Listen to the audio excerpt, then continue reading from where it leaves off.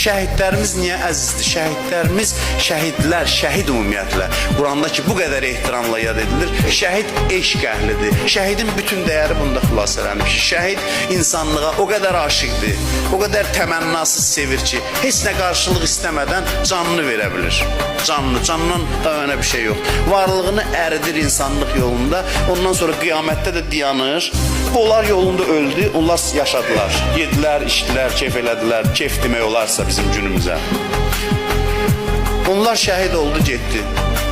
Heç nə istəmədilər. Qiyamətdə də bunlar ki, şəhid olmayıb. O şəhidlər bunların dərdini çəkir. Dayanır cənnətin qapısında, öz yaxınlarına şəfaət edir. Qilə duxulil cənnə, qalə ya leytə qavmi ya'lamun. Bu şəhid məntiqidir. Daxil ol cənnətə deyildi. Dərhal dedi, kaş qövmüm görəydi. Yüz kimin fikrinə düşdü? Yasında görmüşsünüz də bunu, Yasin surəsində. Onu daşladılar, öldürdülər.